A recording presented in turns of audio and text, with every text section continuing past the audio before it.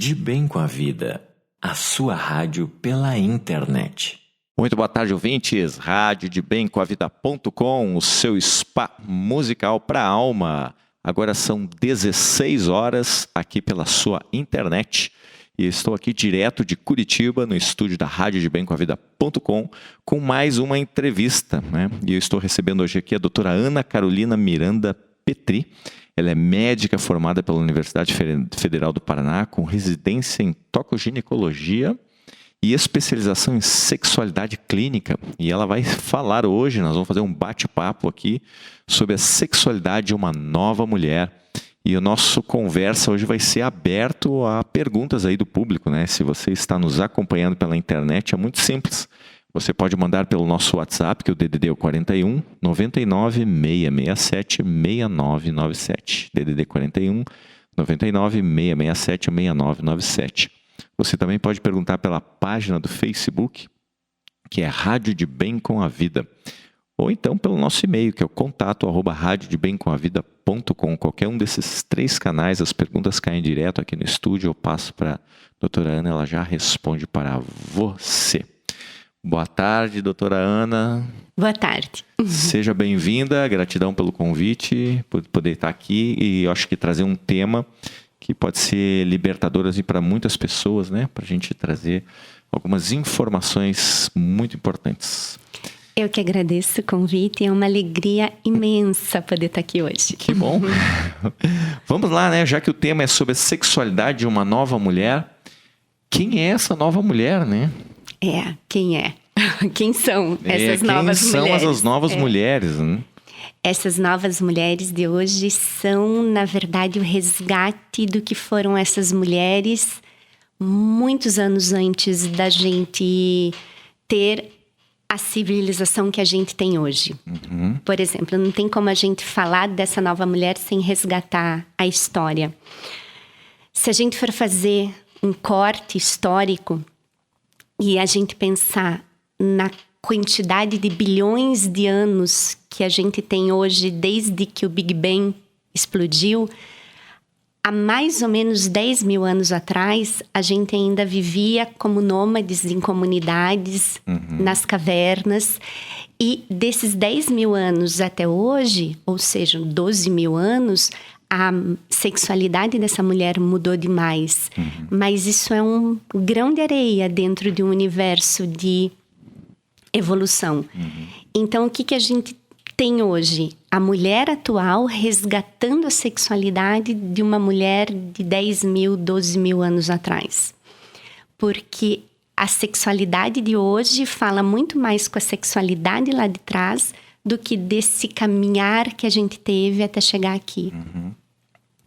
E o que ocorria naquela época, assim, da sexualidade, né? Mais ou menos há 10, 12 mil anos atrás, a gente morava ainda em cavernas, as comunidades eram nômades e a gente ocupava um espaço. Os rapazes, o masculino, saía para caça, para trazer o alimento, e as mulheres ficavam na comunidade, cuidando das crianças e do alimento e do dia a dia, da subsistência dessa comunidade. E nesse momento pontual, acreditava-se que a mulher tinha o dom da fertilidade. Que a gestação acontecia na mulher por uma divindade do feminino. Essa mulher era considerada muito maior do que qualquer outro processo biológico, qualquer outro animal, porque ela tinha o dom de poder reproduzir. E não tinha nenhuma correlação entre a gestação, a fertilidade, com o sexo em si.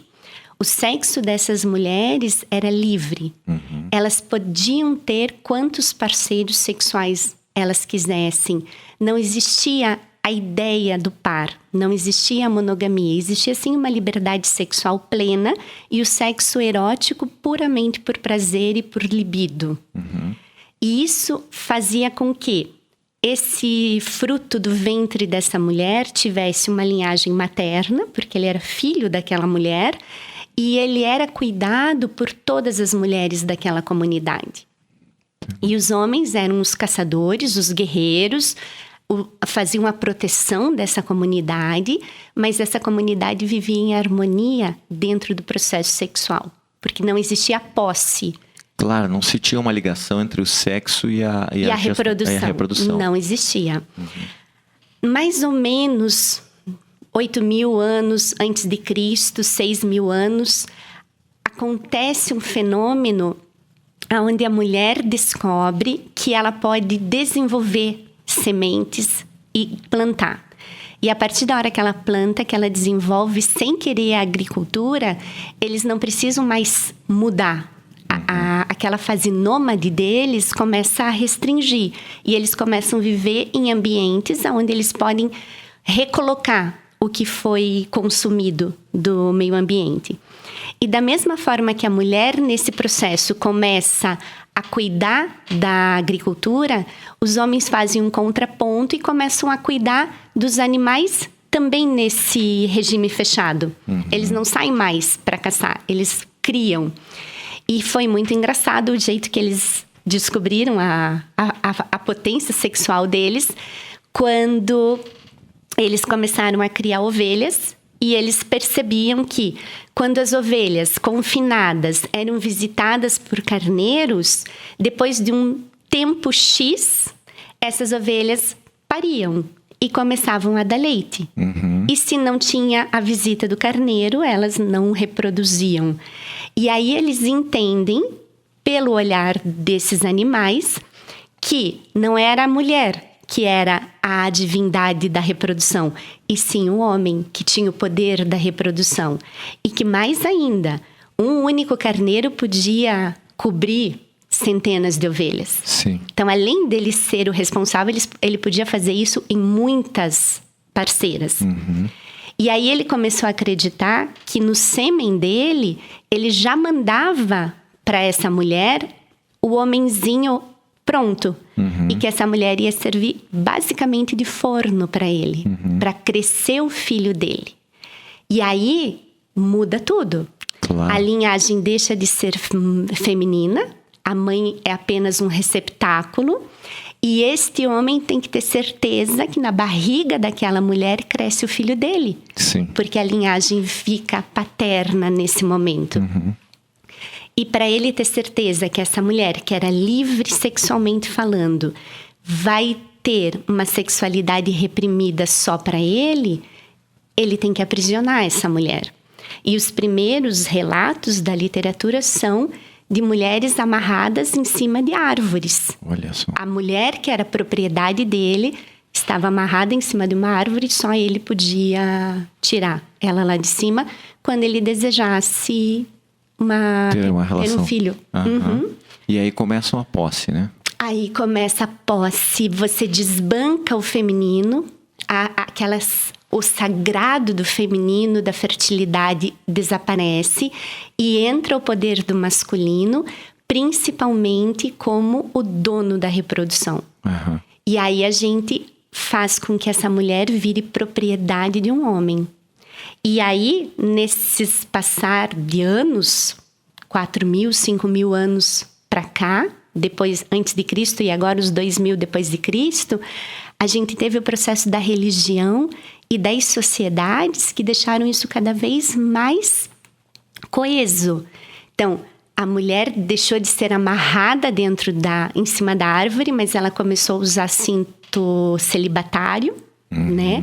Que só o marido tinha chave. Depois vem a igreja, a religião, dizendo que era pecado, que ela era daquele homem, que o casamento era indissolúvel, que ela precisava cumprir as funções dela de esposa dentro daquele matrimônio e que o sexo para ela era puramente reprodução. E aí ela fica realmente dependente do masculino. Ela sai da dependência do pai e ela entra na dependência do marido, e a vida dela é de submissão, quando a gente olha o lado sexual. Sim, total. Ela não tinha, em momento nenhum, aquele sexo prazeroso, o sexo erótico que ela viveu lá atrás. Sim. Tem um livro maravilhoso que chama Brumas de Avalon. Sim. Ele retrata exatamente essa queda do feminino e o nascimento do masculino como sagrado dentro da nossa existência. E aí, essa mulher, ela vai sendo tolhida de tudo. Dos seus prazeres, das suas vontades. O sexo era quando o marido queria, do jeito que o marido quisesse, independente se essa mulher tinha desejo por ele, se ela estava pronta para ele, se essa vagina estava excitada, isso pouco importava. Sim. Importava que ela tinha que dar prazer para esse parceiro. Claro. É uma escrava sexual, na verdade. Justamente, justamente. E o homem, na história, ele busca o prazer sexual real, o sexo erótico, mesmo fora de casa. Existiam as cortesãs, existiam as mulheres dos prostíbulos. Ali ele vivia um sexo leve, ali ele trocava com essas mulheres. As cortesãs, por exemplo, eram mulheres que sabiam ler, que estudavam, que sabiam tocar um instrumento, que se divertiam, que bebiam álcool. As mulheres de dentro de casa, não, elas eram extremamente reprimidas pela cultura, pela sociedade, pela igreja, pelas crenças que foram colocando na cabeça dessas mulheres. Tem uma passagem na Bíblia que até me arrepia, dizendo que a mulher, quanto mais suja ela fosse, quanto mais piolho ela tivesse na cabeça, mais perto de Deus ela estaria. Nossa. Por qual motivo? Porque a igreja, ela precisava fazer com que esse sexo fosse muito... como posso dizer? Tinha que ser dentro daquela normativa de regras, porque eles tinham que controlar a população. E se eu controlo a mulher dentro de casa, eu controlo como essas crianças serão educadas. Porque quem educa é a mãe. O pai estava muito fora. O pai... Hoje a gente tem um pai muito mais presente nas relações. Antigamente os pais estavam muito fora de casa. Quem cuidava da educação dessas crianças era a imagem do feminino mesmo. Sim, total. Era a mãe, a tia, a avó, né? Então, assim, quanto mais essa mulher fosse devota a Deus, quanto mais puritana ela fosse, mais ela ia passar isso para a linhagem que viria em sequência. Claro, porque ela não se tornava atraente também, né? Sim, ela era suja, fedida, cheia de piolho. Nem um pouquinho atraente. Né? Então, nenhum outro vai querer olhar para esta mulher. Exatamente. Faz sentido. Ok. E hoje, doutora, quando você fala da questão dessa nova mulher, né, e de todo esse contexto histórico, isso está no inconsciente coletivo de todos nós. De todos nós. E como que você vê isso na prática dentro do consultório? Como que isso se apresenta como uma problemática que você trata e ajuda as pessoas? Né? O que aconteceu durante a nossa evolução? Mais ou menos na década de 60 do século passado, a gente descobre, a gente lança na medicina a pílula contraceptiva. E a pílula contraceptiva traz para a mulher a possibilidade de poder ter uma relação sexual sem necessariamente isso gerar um filho. Então, o sexo reprodutivo mudou. Sim. Ela pode sim ter o sexo por puro prazer, pela erotização do processo biológico dela, e nisso não vai gerar uma criança. Então, as meninas começaram a se sentir mais seguras nas suas iniciações sexuais. As mulheres conseguiram controlar a prole, e isso faz com que essa mulher saia do domínio do homem e venha para o mercado de trabalho, venha para a universidade. Se você pensar... Em 1920, 1930, tinha 1, 2 mulheres na Universidade de Medicina cada ano. Agora é a maioria. Hoje forma muito mais mulher do que homem.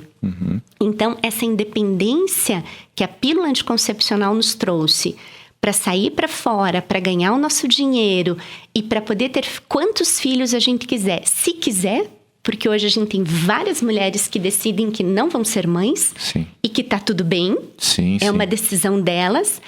Aí essa mulher começa a olhar para a sexualidade dela com outro olhar. Por que eu tenho que transar sem eu ter vontade? Por que eu tenho que transar se isso me machuca, se isso me frustra? Por que eu tenho que entrar numa relação sexual que não vai ter prazer para mim? Por que eu tenho que ser do outro, pro outro e pelo outro? E eu? E aí ela começa a buscar uma inteireza sexual. E hoje a gente está dentro da segunda grande revolução sexual da mulher, que é o fato dela entender que o sexo afeto, aquele sexo amor, ele existe, mas também que existe o sexo por prazer. Que a mulher até então ela era obrigada a vincular o sexo ao sentimento afetivo. Sim. Hoje a gente tem a mulher que sai à noite, que vai numa balada, que encontra alguém, que sente atração, e essa atração é recíproca, e isso termina num contato mais íntimo. E tá tudo bem. E ela pode ir para casa e dormir, e no outro dia acordar e seguir a vida. Sim. Com segurança, com tranquilidade e sem culpa. Que as nossas avós, as nossas mães carregavam. Sim, não, eu ouço muito nisso na questão até da minha família, assim, que não pode, enfim, tem que estar casada para ter relações, se não tiver, pode ser uma mulher da vida, enfim, aí assim, vai todo um rosário de pesos, né? Para você ter uma ideia, hoje a iniciação sexual das meninas na nossa sociedade está em torno de 15 anos. 15 anos, antigamente, a menina fazia o baile de debutante vestida de branco, era quando ela era apresentada à sociedade. Hoje essa menina já vive numa sociedade, já tem os seus mecanismos de sexualidade, de atração, de paixão, e ela já está experimentando o início da relação sexual com segurança. Sim. Ela não vai engravidar, ela não vai adoecer, e ela consegue muito mais repertório no processo sexual dela do que a mãe dela conseguiu. Existem pacientes, a maioria das pacientes que hoje completam 50, 60 anos, que tiveram um único parceiro sexual nas suas vidas, que casaram virgens na sua maioria, que tem este homem, a única referência sexual da vida delas. Então, as meninas hoje não têm mais isso. E aí elas exigem cada vez mais do parceiro. Também não tá fácil para os rapazes, porque essas meninas estão querendo cada vez mais essa troca de prazer dentro do processo sexual. Temos pergunta de ouvintes aqui, doutora. Vamos lá. Vladimir de Porto Alegre, né? Está dizendo assim, ótimo programa. Pergunte à doutora Ana, como é a sexualidade para as mulheres após os 50 anos de idade? As mudanças e limitações. Limitações não temos. Agora nós mudamos. Porque o que acontece? A gente tem que lembrar que o drive sexual, ele é biológico. Opa, o que é o drive sexual? Essa energia sexual, essa vontade de olhar para o sexo de uma maneira prazerosa e não como um fardo. Esse processo de atração sexual, ele é hormonal. Isso é fato. Sim. A gente tem os nossos hormônios sexuais, principalmente o estrogênio e a testosterona, que no processo de menopausa, eles param de ser fabricados. E aí, essa mulher começa a sentir dificuldades sexuais que eram diferentes. Assim, ela se sente diferente do que ela sempre foi. Não tem como dizer assim, uma mulher que nunca teve libido vai chegar na menopausa e vai perder o libido. Não, ela nunca teve. Então, tem um processo lá atrás. Agora, ela tinha uma performance bacana. Ela chega no processo de menopausa, isso vai incomodar. E aí, a gente tem vários recursos para ajudar essa mulher.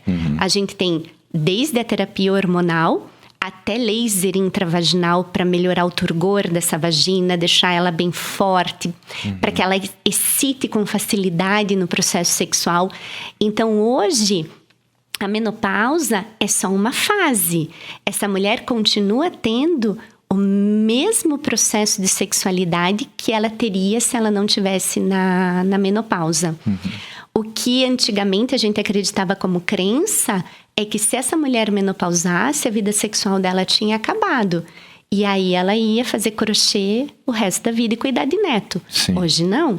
E hoje a gente vê mulheres de 50, 60 anos, inclusive com parceiros muito mais jovens. Porque ela tem drive para isso. Sim. E às vezes o parceiro da mesma idade já não tem mais esse gás. Porque a gente tem que lembrar que o homem começa a ter uma disfunção na ereção, um período refratário, que é o tempo de descanso entre uma ejaculação e outra maior. Ele, às vezes, não consegue segurar tanto tempo mais essa ereção. Ele começa a ter ejaculações mais rápidas do que ele gostaria. Então, a performance dele, durante o envelhecimento, também vai mudando. E, muitas vezes, essas mulheres buscam rapazes mais jovens. Claro. Porque elas estão prontas para o sexo. Sim. Bom, você estava falando a questão assim da liberdade que se tinha há muitos anos, 12 mil anos 12 atrás. mil. E hoje é apenas a questão os anticoncepcionais que vão dar essa liberdade. O que mais pode deixar hoje a mulher com essa sensação de liberdade dentro de uma relação, né? O que deixa uma mulher livre dentro de uma relação? Para que ela possa ter esse drive. Exatamente. O fato dela saber que ela não vai engravidar, o fato dela saber que ela não vai adoecer e o fato dela poder se sustentar sozinha, independente daquele par. A independência econômica na nossa sociedade fez valer muito para que a mulher tivesse mais liberdade. Porque ela pode usar uma pílula, ela pode usar um preservativo, mas ela pode não ter dinheiro para pagar a conta no final do mês, porque dentro daquele par ela não trabalha. Sim. Ela ficou em casa cuidando dos filhos. Então, ela subsiste financeiramente pelo parceiro. Essa é uma mulher que não tem liberdade plena da sua sexualidade. Porque muitas vezes ela fica nesse processo por dependência econômica. E isso vai impactar na libido direto.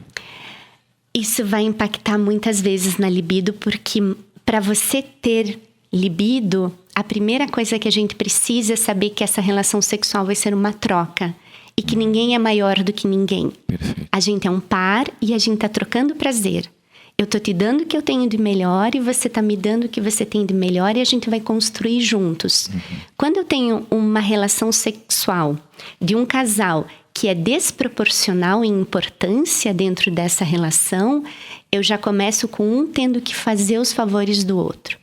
Hoje eu atendi no consultório, para você ter uma ideia, uma paciente que me falou que não tinha orgasmo. E aí eu comecei a conversar e ela me falou que durante o ato sexual não existia o toque na região do clitóris dela porque o parceiro não gostava. Ele só queria a penetração. Mas ele exigia dela todos os dias o sexo oral porque ele gostava. Ah, olha só. Então, a gente tem uma discrepância muito grande entre quem ganha e quem dá. E isso não é bom. É uma relação de dominação. Exatamente, forma, né? Exatamente. E o que a gente sabe hoje? Que o maior reforçador positivo para uma mulher querer sexo é ter um sexo com prazer. Então, quanto mais prazer ela tiver nessa relação, quanto melhor for as sensações biológicas desse corpo, se ela chegar num orgasmo satisfatório e ela se sentir acolhida depois desse orgasmo, ela tem um drive positivo. Ou seja, ela vai querer repetir. Agora, se na relação ela se sente usada, se ela sente dor na penetração, se depois que o parceiro dela ejacula, chega no orgasmo, deita de lado e dorme e ela continua na curva de excitação, ela se sente frustrada. E aí ela não vai ter sabor em querer repetir isso, porque não foi bom. Claro, ficou dependente do outro também. Aí. Exatamente. E a mulher precisa entender que ela não é submissa na cama, muito pelo contrário. Ela precisa mostrar o que ela gosta, ela precisa exigir também o prazer dela, né? Porque a gente ainda tem na nossa sociedade a crença irracional e o pensamento coletivo que é o pênis dentro da vagina que vai trazer prazer para essa mulher, né? A gente sabe que hoje, de 100% das mulheres que conseguem o orgasmo a 2, apenas 20% delas conseguem o orgasmo durante uma penetração. 80% das mulheres precisam do estímulo direto no clitóris, ou com a mão, ou com sexo oral, ou com um aparelho, um vibrador, mas ela precisa desse contato na região clitoridiana, que é a região que é embriologicamente a mesma coisa que o pênis, né? Na embriologia, o pênis e o clitóris derivam do mesmo tecido. Eles têm a mesma composição. A única diferença deles é de tamanho. Sim. E eu ainda tenho várias pacientes no consultório que o parceiro crê que ele vai dar prazer para ela apenas penetrando. Claro. Bom, aí também vai um pouco da conversa, do diálogo do casal e da mulher ter essa falar o que ela realmente necessita, né? Mas é difícil falar de sexo com o teu parceiro. A gente ainda tem muito pudor para falar sobre isso. A menina que está hoje aqui ainda tem um pensamento coletivo das nossas ancestrais. Então, muitas vezes, elas ainda têm várias dificuldades de expor o que gostam, de buscar o seu prazer durante o jogo a dois. Elas ainda são muito submissas. Elas deitam na cama e querem que esse homem dê todo o prazer do mundo para elas. Às vezes nem elas sabem o que elas gostam, porque no processo de aprendizagem de como esse corpo funciona, que é a adolescência, que é a época de experimentar, que é onde os meninos experimentam o seu corpo exaustivamente, essas meninas estão castradas pela educação, pela sociedade, pela religião. Sim, total, né? Até começar pelos pais de não ter uma conversa muito clara. Sim. Né? E da mãe, ou até... Assim, nós estamos trazendo a questão da mulher, mas também na questão dos homens, né? Quando o pai pega com o filho e vai conversar abertamente sobre a questão da sexualidade, do prazer, o que pode ser bom, o que não pode ser bom, enfim, né? E o que a gente vê é o pior do que não falar sobre sexualidade com clareza com as filhas é as mensagens sutis que são colocadas durante a infância, durante a adolescência, de repressão. É muito comum as mães e os pais irem reprimindo essa criança e essa menina sem necessariamente falar com clareza, mas dando exemplos que eles consideram ruim, achando coisas feias. Muitas vezes a mãe reclamando que o sexo é ruim, que dói, que incomoda, que ela não gosta. E essa menina vai trazendo isso para o inconsciente dela. Mesmo que não seja uma conversa franca, mas vai ali. Vai alimentando. E aí o problema é ela ter a liberdade sexual e emocionalmente não tá pronta para isso. Porque ela foi ainda criada dentro de uma caixinha. E aí ela sai dessa caixinha com 16, 17 anos e não sabe o que fazer. E aí ela coloca todo o processo sexual dela na mão do parceiro. E que muitas vezes nem tem intimidade suficiente para construir esse prazer com ela. Então, realmente, a gente ainda está eu digo que a gente ainda está numa onda de transformação. A gente está conseguindo a nossa liberdade de novo, resgatar esse sexo mais livre, mas a gente ainda não sabe como fazê-lo. Sim. Doutora Ana, existe alguma estatística assim, que aponte na questão de término de relacionamentos ou de separações que, no fundo, possa ter como sexo, como essa dificuldade... ou como uma experiência de não prazer, assim, para...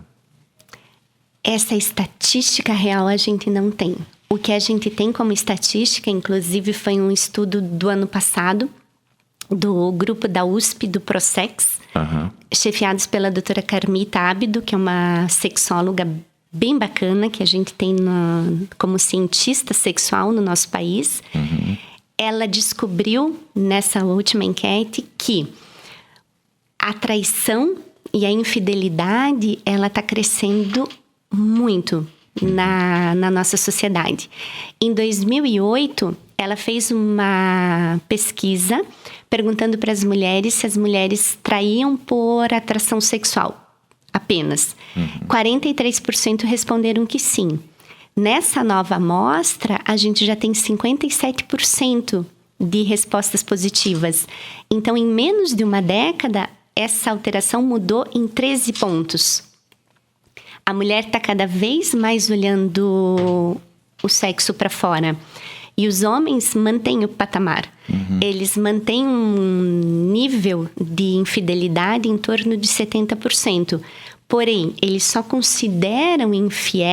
consideram infiéis quando eles têm uma relação sexual com sentimento. Se é uma relação só por prazer, eles nem consideram uma infidelidade. E a mulher antigamente também só saía do relacionamento por afeto. Hoje não. Hoje ela já sai só por buscar o prazer. Sim. E o que a gente sabe na literatura é que um bom sexo não mantém casal nenhum junto. Não é porque esse casal tem uma boa relação sexual que eles vão ficar juntos.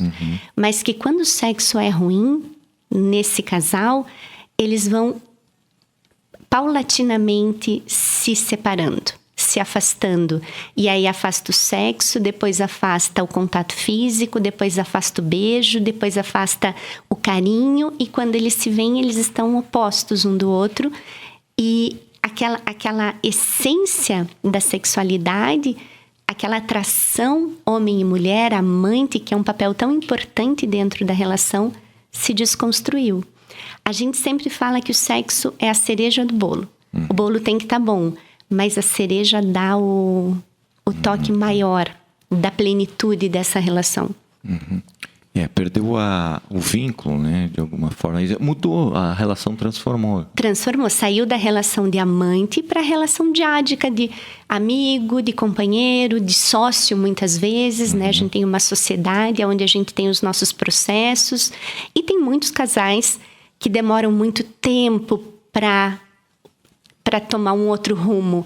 Tem outros que continuam, aí eles fazem casamentos abertos, entram outras pessoas nesse contexto, mas aquela entidade matrimonial se mantém por N razões. O que a gente precisa entender é que nada é certo e nada é errado quando a gente fala de um processo sexual e de um par. Cada um vive com o que tem, cada um dá o que pode. Claro, são as regras do casal, né? Exatamente. Bom, temos mais perguntas aqui, novamente, de Porto Alegre, Vladimir de novo, perguntando assim, como está hoje a grade curricular das escolas sobre esse tema da sexualidade, né? Olha, essa pergunta é ótima. Na verdade, nas escolas, a sexualidade, ela é um tema transversal, que teoricamente ela deveria ser abordada em todas as disciplinas e, claro, dentro do contexto de cada ano dessa criança e depois desse adolescente.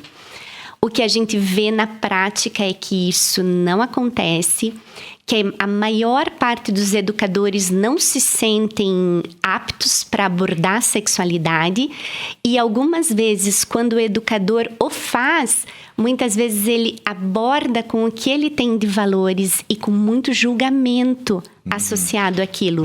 Principalmente quando eles estão falando de orientação sexual, de iniciação sexual, de liberdade do feminino. Então, eles levam muito aquilo que eles têm como valores próprios para virar uma lei dentro do processo de fala. E o professor tem uma fala muito importante. Então, às vezes, eles pioram o processo na intenção de ajudar. E na universidade, por exemplo, na Universidade de Medicina, aqui em Curitiba, na Federal, existem 2 únicas aulas de sexualidade no currículo inteiro. Olha só. É muito pouco. Então é um campo ainda assim a ser muito investido, né? E ser trabalhado. E um campo tão essencial. Se hoje você olhar que a Organização Mundial de Saúde diz que saúde, de verdade, é o bem-estar bio, de corpo, psico, de pensamentos, de harmonia, social, aonde eu estou incluído, me sentir pertencente àquele meio, e sexual. Eu tenho que ter uma boa resposta da minha sexualidade para eu ter saúde. Total. É energia vital, né? A sexualidade tem... É o primeiro chakra, né? Sim. E indo um pouco além também tem muito a ver com a espiritualidade, né? Sim. Eu acho que os casais que conseguem dar esse salto e perceber essa questão da espiritualidade, da sexualidade como um processo vital de crescimento, até a questão do próprio Tantra, eles podem ir além. Né? Se você pensar, é uma conexão intensa quando a gente está falando de energia, né? E a gente e existem alguns estudos, principalmente no sexo tântrico, que mostram que em algumas posições, o casal, durante a penetração, e os outros casais que não fazem penetração, ou os homossexuais, mas dependendo do jeito que eles se abraçam, você está com todos os chakras conectados um no outro, trocando energia. E quando existe afeto nesse casal, você está trocando amor. E isso é intenso demais. É uma das maiores trocas energéticas que a gente tem durante a nossa vida, é a sexualidade, é o ato de fazer amor, Sim. né? Uhum.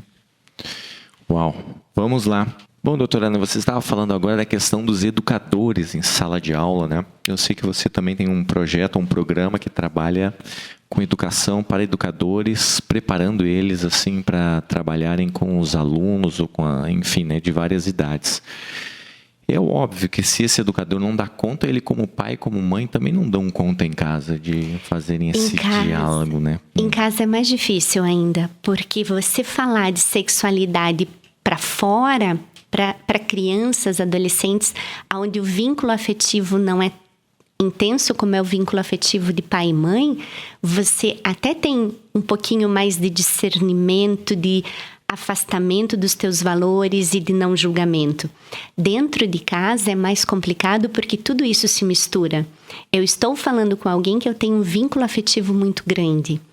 E esse vínculo afetivo, muitas vezes, faz com que eu projete nesta fala o que eu gostaria que meu filho ou minha filha fossem. Uhum. O que eu gostaria, o que eu considero correto. E não necessariamente o que essa criança precisa realmente saber sobre a sua sexualidade para poder ter um desenvolvimento o mais saudável possível. Uhum. Então, trabalhar com os educadores, eu sempre digo assim, antes de começar a falar de sexualidade com os educadores para as crianças, a gente tem que falar como que é a sexualidade desses educadores. Sim. É cada um olhar para si, para os seus limites, para os seus tabus, para os seus mitos, para as suas crenças. E o que a gente consegue melhorar com isso?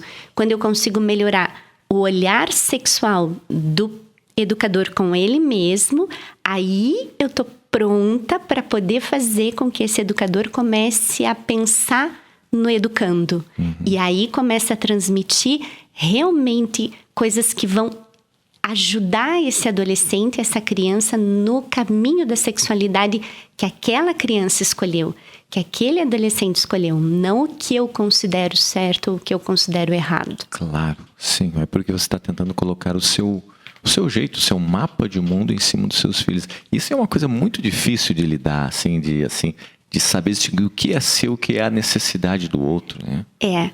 Para você ter uma ideia, e nesse universo de educação é muito engraçado, porque você tenta falar de sexualidade com a maior naturalidade possível, como você fala de comida, como você fala de ter chulé no pé, de ter espinha no rosto, mas para que você tenha essa naturalidade, você tem que se olhar tranquilo com o seu corpo, né? Uhum. A minha filha mais nova, ela é uma figura. E desde que elas nasceram, a sexualidade delas foi tratada da maneira mais leve possível e com respeito. Então, eu sempre denominei o corpo delas com os nomes exatos. Então, vulva é vulva, vagina é vagina, pé é pé, orelha é orelha.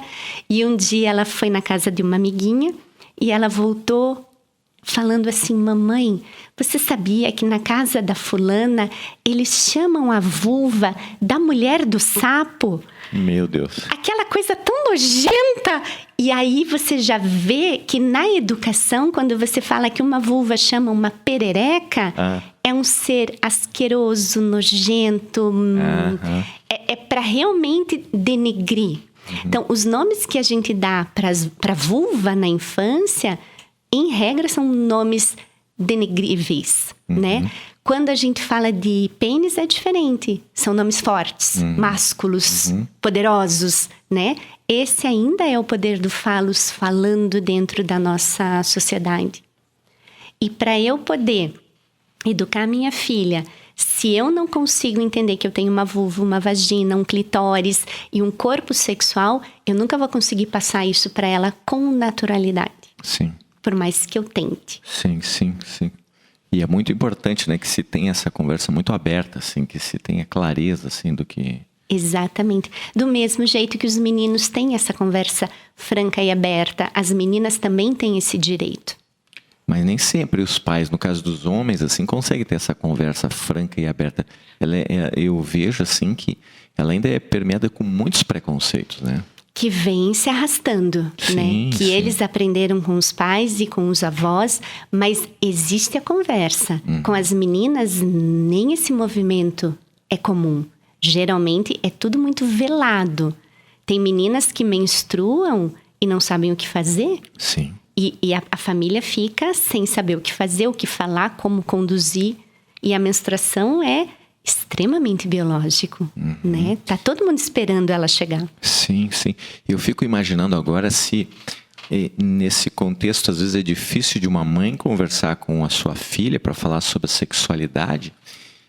Imagine quando a filha tem uma questão assim da própria homossexualidade que ela não está conseguindo entender e lidar com aquilo, e a frustração da mãe, não só da mãe, mas o pai com o filho também, em poder dar uma orientação e uma liberdade de escolha para esse filho seguir um caminho natural da vontade.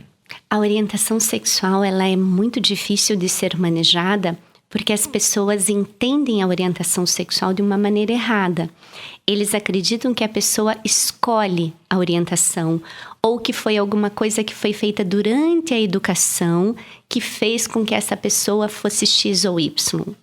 Na verdade, a orientação sexual, ela é a essência da pessoa. Ela nasce com essa criança e ela vai morrer dentro dessa criança. E a gente não troca de orientação. Quem nasce hétero é hétero, quem nasce homo é homo, quem nasce bissexual é bissexual. Isso é fato, isso é biológico. O problema é que na nossa sociedade a gente ainda olha isso como sendo errado, ainda como sendo fruto de uma escolha. Não é uma escolha. E a gente enxerga a orientação sexual de uma criança desde muito pequenininha. Você já sabe o que essa criança é. E aí o que a gente vê nas famílias? Que a gente já enxerga um movimento principalmente desse menino dentro da homossexualidade. E aí a intensidade da educação para o masculino, para o macho, para o forte, fica cada vez mais exacerbada. Esse pai acha que dentro desse discurso do másculo, ele vai alterar em algum momento a orientação dessa criança.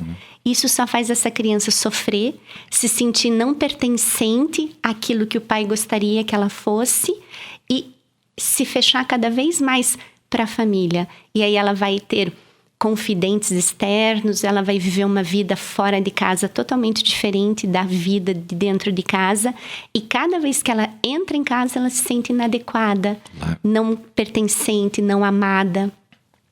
É muito difícil isso, mas porque a gente acha que a homossexualidade é escolha ou hábito ou aprendizagem, e não é. Sim. É biológico, nasceu com você e vai morrer com você. Vamos lá, temos mais perguntas aqui, ó. Beth aqui de Curitiba. Olá, Beth. E ainda em relação a crianças, né? Ela vai perguntar, né? Eu sempre falei abertamente de sexo com as minhas filhas, mas elas, a partir de adolescentes, não querem nem tocar no assunto. O que pode ter acontecido com a nossa relação que era tão aberta? O adolescente, ele começa um processo de afastamento dos pais. E isso é da adolescência. É onde eles acreditam que eles vão cortar o cordão umbilical e eles vão, nesse momento, criar sua independência. Ele não é mais filho da fulana, ele é ele. Ou ela é aquela pessoa. E aí, depois do final da adolescência, no começo da vida adulta, essa criança volta para a família.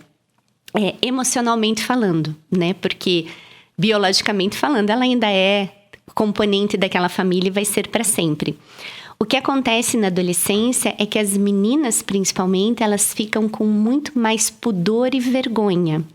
O que a gente precisa é sempre deixar o canal aberto e nunca perder nenhuma chance de conversar quando a criança ou o adolescente levanta a questão. Agora, quanto mais a gente tenta invadir o espaço deles, quanto mais eu quero saber, mais eu quero falar, mais difícil fica, mais o adolescente se fecha. Porque o adolescente, nesse momento, ele acha que os pais vão vir cheios de limitações para aquilo que ela está vivendo. Mas uma coisa muito bacana na vida para quem é mãe de adolescentes meninas, é ler os livros que essas meninas leem. Então, assim, você sempre vai saber o que tua filha está pensando se você lê o que ela lê, assista os filmes que ela assiste e traga para o contexto do dia a dia essa conversa. Fala assim, filha, eu li aquele livro da fulana de tal. Nossa, como ela sofreu quando ela rompeu o relacionamento com aquele menino. Porque os livros dessa fase trazem muito disso. De formação de par, de rompimento de par, de primeiro beijo, de atração. E aí isso é um pretexto muito bacana para você falar a mesma língua da tua filha. E abrindo de novo esse canal de comunicação. Sim, criar um rapport, um vínculo para que você possa entrar no mundo dela e conversar. Exatamente. Né? A gente tem que ir para o mundo delas.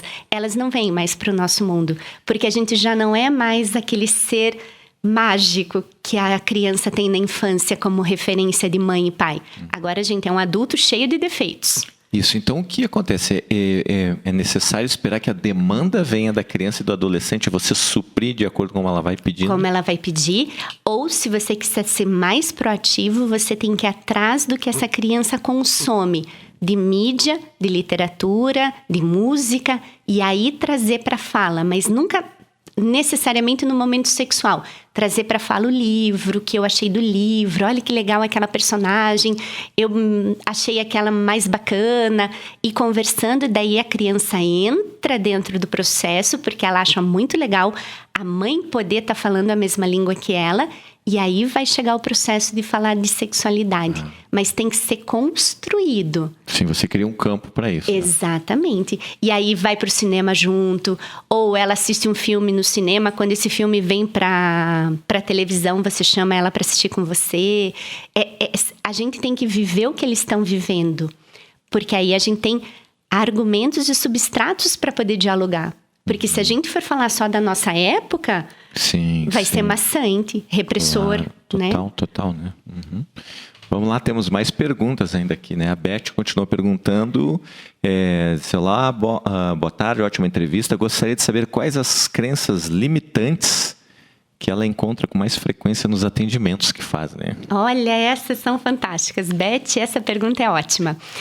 A maior crença limitante que eu tenho no consultório, quando eu estou falando de mulheres, é que a mulher tem a obrigação de dar prazer ao seu parceiro pelo fato dela ser casada com ele. Que é uma obrigação da mulher e que ela tem que estar disponível quando ele a buscar. Que se ela não estiver disponível, ele pode buscar por sexo lá fora, porque colocaram na cabeça da mulher que o homem precisa de sexo. E se ele não tiver sexo dentro de casa, ele busca fora. Na verdade, não é o homem que precisa de sexo. Nós também precisamos desse contato íntimo, porque é no sexo, é nessa troca de energia que o casamento fica leve. Porque o dia a dia da relação é pesada. A gente paga conta, a gente cria filho, a gente cuida da casa, a gente vai no mercado, a gente lava roupa, a gente passa roupa, a gente tá sempre correndo atrás. Se não tiver esse lado leve, o casamento fica realmente muito pesado. Vamos lá, novamente mais perguntas aqui. Se você ainda quer mandar perguntas, temos alguns minutinhos, né? 99667-6997. Tá. Quais os livros que a doutora Ana indicaria considerando as faixas etárias das pessoas, né? Essa é a primeira pergunta, depois eu passo a segunda. Tá. Existem vários livros muito legais. Existe uma psicóloga que ela é especialista em criança e ela tem um livro muito bacana que é uma coleçãozinha, inclusive, que chama Vamos Falar de Sexo. Ele tem é uma caixinha que vem com vários livros bem fininhos e cada um vai trabalhando um assunto diferente dentro da sexualidade. Esse livro é muito legal para crianças de 6 até mais ou menos 11 anos. Existe um outro livro de um autor que eu gosto muito, chamado Gerson Lopes, que fala Sexo Sexo na adolescência. Com quem vamos conversar? É muito bacana e ele realmente é muito prático, principalmente para nós que somos pais e que não temos esse lado, né, da ciência da sexualidade. Ele traz muitas respostas para a gente, vale muito a pena ler. Dr. Gerson Lopes. Ok, vamos lá. A exemplo do psiquiatra Augusto Cury introduzindo a inteligência emocional às escolas, seguiria esse mesmo caminho para o tema sexualidade, buscando parceria em algumas instituições de ensino? Não entendi muito a pergunta dele, mas ele está falando... sim. A doutora Ana tem já um projeto que funciona dentro das escolas, né? Na verdade, eu tenho 3 projetos bem bacanas. Eu tenho um projeto de formação de professores mesmo. E aí a gente tem um processo de construção da sexualidade do docente e depois o processo de ensino e tratativa de sexualidade em sala de aula. Para olhar para a sexualidade como um termo transversal mesmo, para que todo educador tenha ferramentas para conduzir as questões sexuais quando elas aparecem. Eu tenho um projeto que eu faço com os 7º anos, que é de puberdade, mudanças corporais e iniciação desse processo de olhar para a sexualidade, mostrando para esses adolescentes tudo que está acontecendo no corpo, para que vai resultar lá na frente isso, colocando eles dentro da faixa etária deles, porque é muito normal os meninos, principalmente de 12, 13 anos, já querer ser homem de 18. Eles têm essa ansiedade de crescer e principalmente protegendo essas crianças da internet. Porque hoje os nossos meninos, principalmente, estão muito expostos na internet porque eles consomem desenfreadamente pornografia. Sim. E essa pornografia que eles assistem com 12, 13 anos, ainda eles não têm maturidade suficiente para entender que aquilo não é real. Que aquilo é um filme, que aquilo é uma performance totalmente fora da realidade. E aí ele olha para aquele processo e, primeiro, que ele se cobra lá na frente a performance de um ator pornográfico e ele não encontra aquela parceira que ele assiste no filme, porque aquela parceira também não existe. E com as meninas, o trabalho é não se expor, é cuidar com o que ela manda, cuidar com as fotos que elas mandam, porque hoje as meninas mandam muita foto delas chamadas nudes, de nu inteiro ou só metade do nu, manda para o namorado, que é namorado hoje, mas que daqui a um mês deixou de ser, e aí esse celular desse namorado passa na mão dos amigos, e tem amigos e amigos, e essa foto acaba entrando na internet, e quando entra na internet, o mundo vira viral. Exatamente. Então, assim, nessa fase que eles estão da adolescência, é importante demais a gente proteger eles da internet. Nunca proibindo, mas mostrando como que isso deve ser usado e qual é o olhar crítico que eles têm que ter. E terceiro, é o trabalho que eu faço com os adolescentes de 15, 16, 17 anos, que é quando eles estão começando a sair para as primeiras experienciações sexuais. E aí, levando a responsabilidade, o cuidado com o corpo, o cuidado com o outro, a construção desse relacionamento antes de um processo mais íntimo, porque eu sempre digo para eles, a gente não pode adoecer, a gente não pode engravidar, a gente não pode ser surpreendido, mas a gente também não pode se arrepender. Sim. Né? Então, assim, eu tenho que ter certeza do que eu estou fazendo, porque eu não quero me arrepender. E aí é um outro trabalho. Muito bem, então, já que você traz esses trabalhos assim com uma grande importância, você poderia dar aí os seus contatos, né? Sim. Para as pessoas que querem, ou até mesmo fazerem alguma consulta, né? Para filhos, filhas, enfim, para si mesmo. Você poderia explicar mais ou menos como funciona o seu trabalho de atendimento, né? Como que acontece? O trabalho de atendimento dentro da sexualidade serve para qualquer pessoa, né? Qualquer pessoa que tenha qualquer dificuldade, qualquer queixa, qualquer dúvida dentro da sexualidade. Às vezes a gente atende pessoas só para conversar. Para a pessoa entender que aquilo é normal, né? E entender que não existe regra, não existe certo e errado. Existe o que te faz bem e o que não te faz. Então, eu posso atender desde uma criança de 2, 3 anos que está num processo de masturbação compulsiva até um senhor de 90 anos que já não tem mais tanta vitalidade na função peniana. As consultas são individuais, né? Elas demoram aproximadamente 50 minutos e dessa consulta a gente pode abrir um processo terapêutico ou não. Ou 2, 3 consultas a gente já resolver a questão, porque muitas vezes essa questão pode ser alguma coisa biológica mesmo. Sim.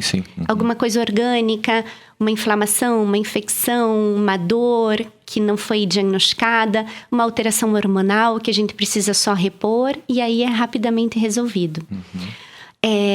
Quando a gente entra num processo terapêutico, é uma terapia breve. A gente compõe todo o processo mais ou menos em 12 sessões.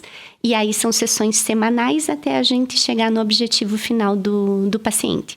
Perfeito. E os contatos, o telefone da clínica é o 3024-3888 e 98805-3821. Repita para quem está escutando ao vivo. 3024-3888 ou 98805-3821. Muito bem. Então, antes de a gente encerrar aqui o nosso bate-papo, se você tem alguma mensagem, né, para deixar para as mulheres com relação à sexualidade, ou para mulheres e homens, enfim, né? O que eu queria deixar para todos, assim, com uma visão de sexóloga mesmo, é que o sexo faz parte da nossa vida. O sexo é um presente e poder estar com outra pessoa que você quer, que você escolheu, num processo de trocar carinho, de trocar prazer, de trocar sentimento e nesse processo construir um mecanismo maior de energia e de troca que chegue num ápice excitatório e que te leve ao orgasmo, é onde você realmente se sente plena naquele relacionamento. O orgasmo é o maior reforçador positivo de que esse casal realmente quer estar junto e está ali. Então, é um direito que todo mundo tem dentro do seu relacionamento. E quem não tem um relacionamento tem esse direito de fazer sozinho, no seu processo de autoerotismo, de cuidar do seu corpo. Existe um site maravilhoso que chama omgyes.com.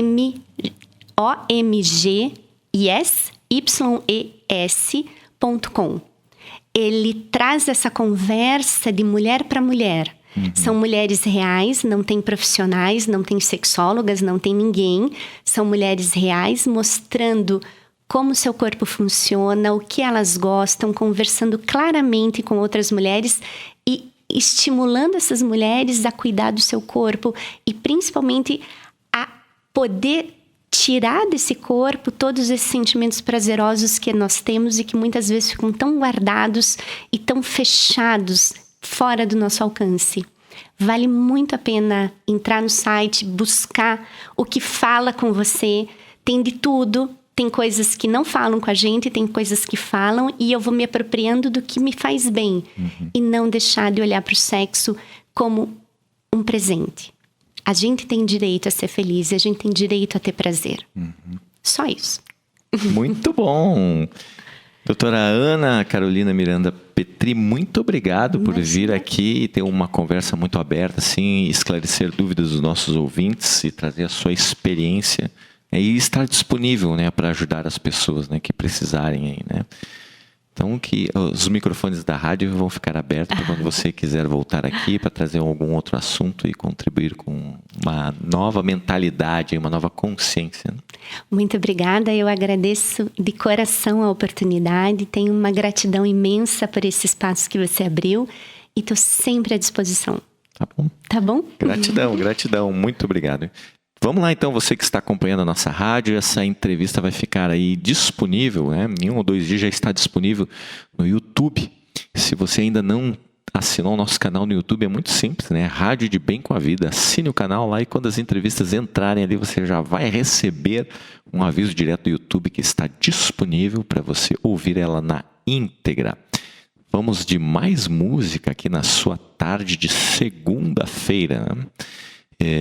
Você pode entrar em contato com a nossa rádio através dos nossos e-mails contato@radiodebemcoavida.com ou através do nosso WhatsApp DDD 41 99 667 6997. De Bem com a Vida, a rádio que toca o seu coração.